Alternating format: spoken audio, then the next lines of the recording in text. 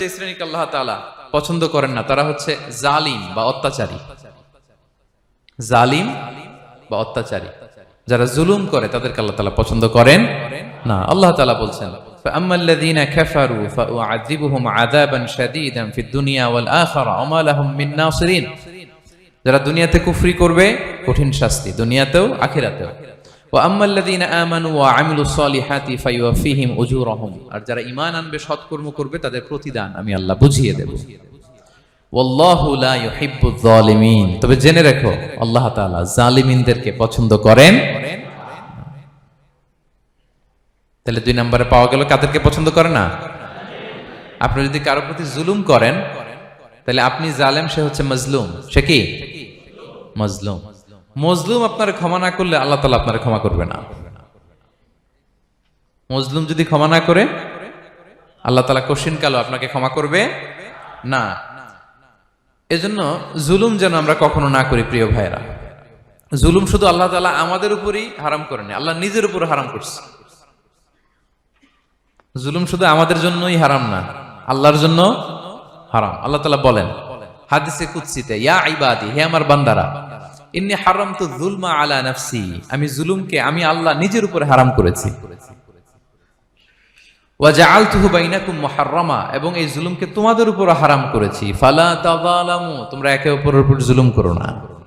জুলুম শুধু আমাদের উপরই হারাম না, আল্লাহ নিজের উপর হারাম করেছেন।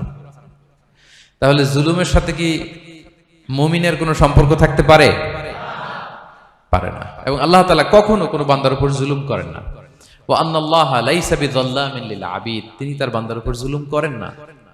কোনোভাবেই যেন জুলুম না হয়ে যায়, এজন্য আল্লাহ তাআলা কিয়ামতের দিন মাওয়াজিনাল কিসত, ন্যায়ের মানদণ্ড তিনি প্রতিষ্ঠা করবেন, যাতে একটু ভুল না হয়ে যায়, জুলুম না হয়ে যায়।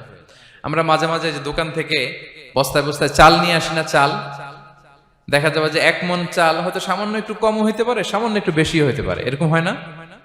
দেখবেন যে দিছে 10 কেজি, বাসায় এসে দেখবেন যে 10 কেজির চেয়ে একটু বেশি, একটু সামান্য বেশি কয়েক গ্রাম, অথবা 10 কেজির চেয়ে সামান্য কয়েক গ্রাম কম। এরকম হয়ে যায় না? মানুষ তো আমরা, কি বলেন? কিন্তু আল্লাহর নিক্তি পাল্লায়, মিজানের পাল্লায় এরকম হবে নাকি? হবে হবে। আল্লাহ বলে না, মাওয়াজিনাল কিসত, ন্যায়ের মানদণ্ড সেটা। ফামাইয়া আমাল মিসকালা যাররাতিন খায়রান ইয়ারা, যাররা পরিমাণ ভালো করেছো তো সেটাও ওজন দেয়া যায় ওই পাল্লায়। সুবহানাল্লাহ পড়বেন না? ওমাইয়া আমাল মিসকালা যাররাতিন শাররান ইয়ারা, অনুপরিমাণ খারাপ করেছো সেটাও ওজন দেয়া যায়। কারণ ওয়া আন্নাল্লাহা লাইসা বিযাল্লামিন লিল আবিদ, তিনি বান্দার উপর জুলুম করেন না। তিনি এমন পাল্লা দিয়েছে যাতে জুলুম না হয়। আমাদেরটাই ভুল হয়ে যেতে পারে, ওনারটাতে ভুল হলে চলবে না, কেউ জিতে যাবে, ঠকে যাবে। কি বলেন? জাররা কাকে বলে? জাররা, জাররা মানে এত ছোট জিনিস, এত ক্ষুদ্র জিনিস যেটা খালি চোখে দেখা যায় না। বাংলাদেশের উদাহরণ দিলে বুঝতে পারবেন ভালো। বাংলাদেশে শীতের সিজনের কথা মনে আছে আপনাদের? না মালয়েশিয়া এসে সব খায় ফেলাইছেন?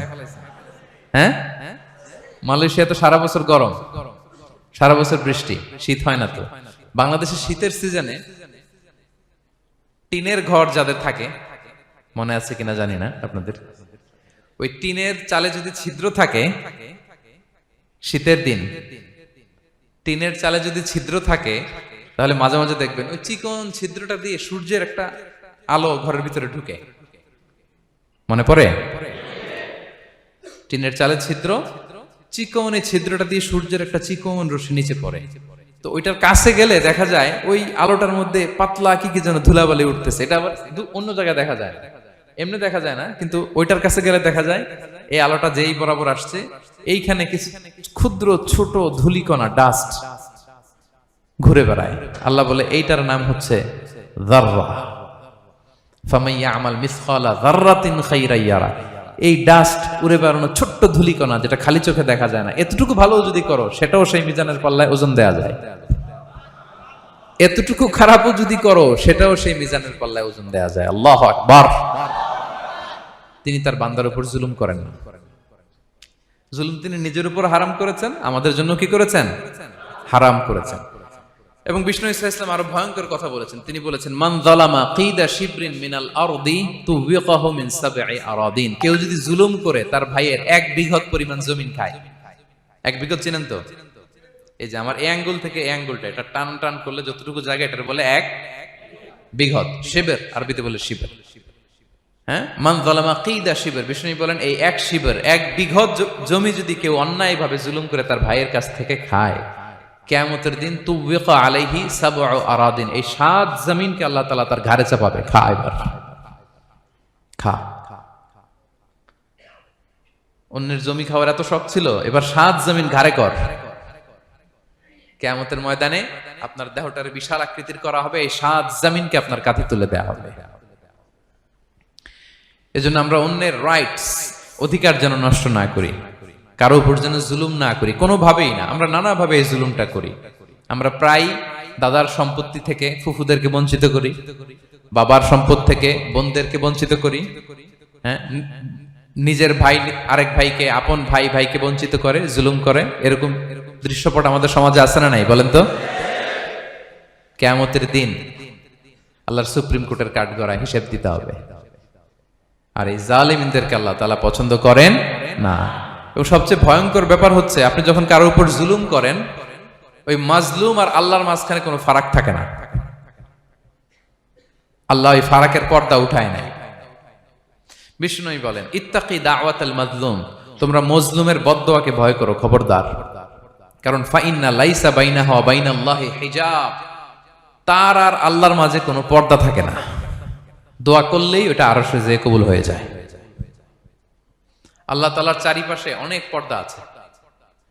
কেউ কেউ বলে 70,000 নূরের পর্দা। 70,000টা সহিহ হাদিস দ্বারা সাব্যস্ত না, কিন্তু অসংখ্য অগণিত পর্দা, এবং পর্দাও এটা নূরের পর্দা। আচ্ছা বলেন তো, জানলা দিয়ে বাইরের আলো ঠেকাতে আমরা দেয়ালে জানালায় কি লাগাই? পর্দা লাগাই। পর্দাটা কিসের তৈরি? মোটা কাপড়ের, যাতে করে ওই আলো না আসে।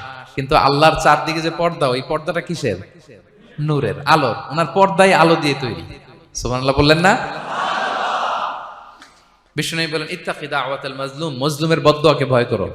ফাইন্না লাইসা বাইনাহা ওয়া বাইনাল্লাহি হিজাব, কেউ যখন মজলুম হয়ে কেঁদে বদদোয়া করে, তার আর আল্লাহর মাঝে ওই পর্দা থাকে না। বদদোয়া করছে, ডাইরেক্ট কবুল। খবরদার আমার পেনাঙ্গের ভাইয়েরা, আমরা যেন জালিম না হই। In it's any form, operation in it's any form, যেই কোনো ভাবে, যেই কোনো ক্ষেত্রে, যেই কোনো ধরনের হইতে পারে জুলুম। কাউকে আপনি ছোট্ট কোনো কাজে ঠকালেন, বন্টন নীতিতে ঠকালেন, হ্যাঁ, জমি মেরে দিয়ে ঠকালেন, আমানত মেরে দিয়ে ঠকালেন, ইন ইটস এনি ফর্ম যদি জুলুম করে থাকেন, খবরদার।